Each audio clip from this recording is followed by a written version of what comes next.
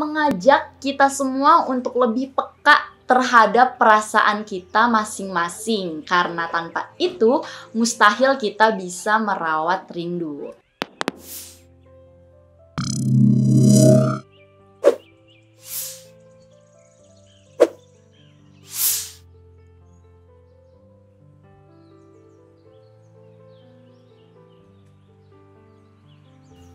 Halo teman-teman gue Pedia, kembali lagi bersama saya Anggun Diva yang akan menjadi host di acara ini. Sebelumnya aku mau bilang terima kasih banyak yang udah nonton. Semoga kalian sehat selalu dimanapun dan kapanpun ya teman-teman. Nah, berbicara mengenai rahim ibu, tidak bisa dijelaskan lagi ya oleh kata-kata. Gimana indahnya hidup 9 bulan di dalam rahim ibu. Sebelum kita dilahirkan dan tumbuh dewasa seperti sekarang ini, bahkan sebelum kita mengenal pahit dan kerasnya dunia. Hayo, siapa nih yang masih suka ngelawan ibunya?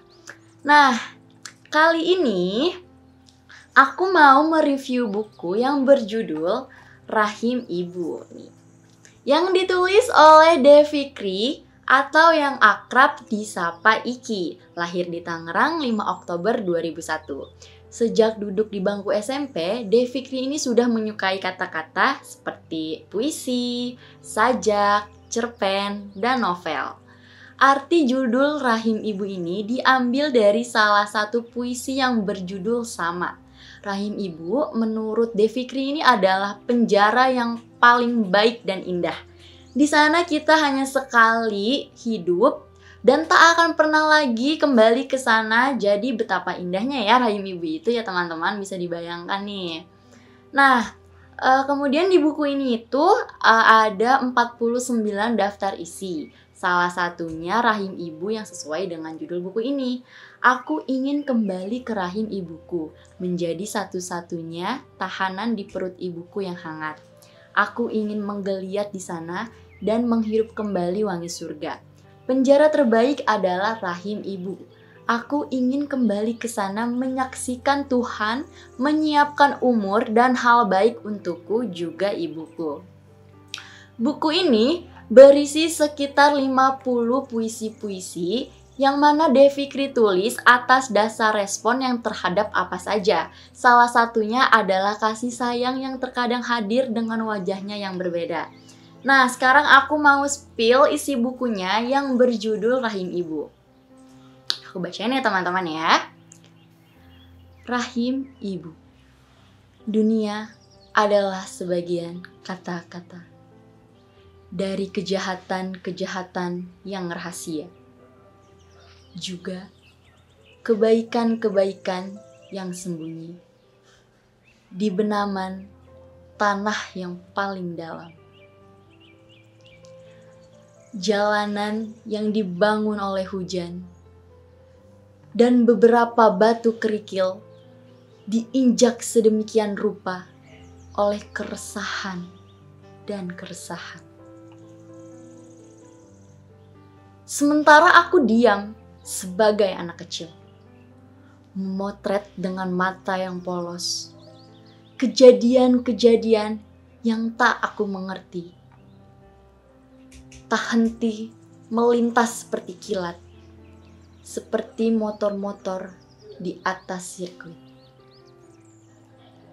Mataku menyaksikan beberapa hal, kejahatan-kejahatan, juga kebaikan, dan aku siap menyorotkan mataku ke hadapan layar yang terbuat dari kain putih, dan orang-orang akan segera menyaksikan diri mereka. Aku ingin kembali ke rahim ibuku, menjadi satu-satunya tahanan di perut ibuku yang hangat dan sunyi. Aku ingin menggeliat di dalam sana dan menghirup kembali wangi surga. Penjara terbaik adalah rahim ibu. Aku ingin kembali ke sana, menyaksikan Tuhan menyiapkan umur dan hal baik untukku, juga ibuku. Kemudian selanjutnya aku bakal bacain puisi yang berjudul Separuh Kota Bumi. Senja mencair dan diam-diam ia pun warnai kekeringan aspal-aspal. Di trotoar, jalan tanganmu mengepal. Saat sesal kembali melumat hati, seperti pergaulatan tak selesai. Bising bersandar pada kuping, bergerak dan berhenti seperti angkutan umum yang mengantarmu pelan-pelan pada kesunyian di ujung sana. Lalu, angin menggiring bau sampah pada kesedihan yang lebih tajam aromanya. Kau memilih menepi di antara keriuhan pasar. Secangkir kopi kental atau air tawar tak cukup pada hati yang terbakar. Senja mencair dan kembali menjadi warna-warni di jemarimu, menjadi lelah dan rindu yang sama-sama menolak padam. Dari seluruh yang tak usai itu, aku diam-diam menyelinap masuk ke rongga dadamu dan memilih menjadi separuh kesibukanmu, menciumi berbagai aroma dari tubuh lelahmu. Juga secangkir kopi di antara percakapan panjang batinmu. Nah, itu dia puisi yang kedua ya teman-teman. Nah, sekarang lanjut aku mau bacain puisi yang ketiga yang berjudul Yang Tak Terucap. Serupa diam bibirmu, seliar akar-akar rambut itu. Nama-nama telah lama dihafal, sebelum akhirnya mati dengan nisan kenangan.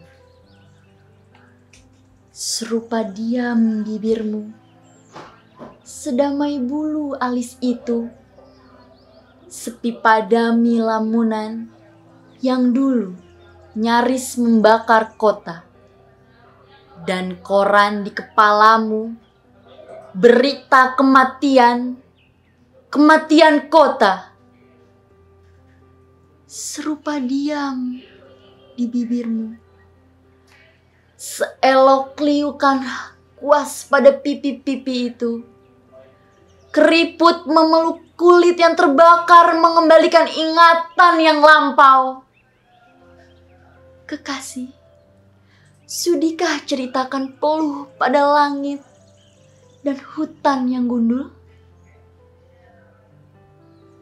Serupa diam bibirmu, kekalkah warna itu? Merah muda umur dan binalai gincu, kekalkah warna itu? Serupa diam bibirmu, kota kini telah berubah menjadi abu, membakar dirinya sendiri di masing-masing hati. Wah teman-teman, nah itu dia ya puisi yang tadi aku bacain itu yang judulnya Rahim Ibu. Itu ngena banget di hati ya. Aku tertarik banget sih sama judul buku Rahim Ibu ini. Siapa sih yang bisa melewatkan kata rahim ibu? Dari kata rahim ibu aja nih udah gimana ya, kita bisa ngerasain nih perjuangan seorang ibu selama 9 bulan mengandung sampai melahirkan. Wah, nggak kebayang ya teman-teman, rasa sakitnya itu nggak bisa terbayarkan oleh apapun dan tidak bisa tergantikan oleh apapun ya.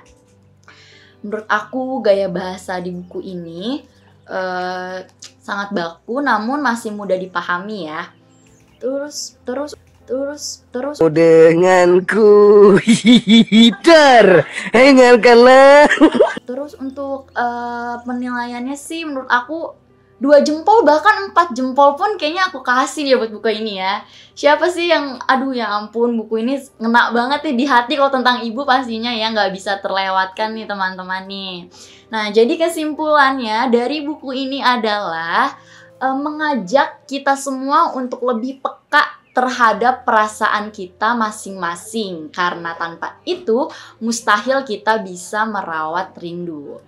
Nah, buat kamu yang penasaran, ada apa aja sih puisi-puisi lainnya selain yang udah aku bacain tadi?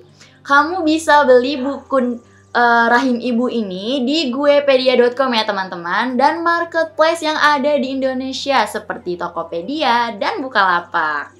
Oke teman-teman, jadi segitu dulu review buku Rahim Ibu yang bisa aku sampaikan hari ini.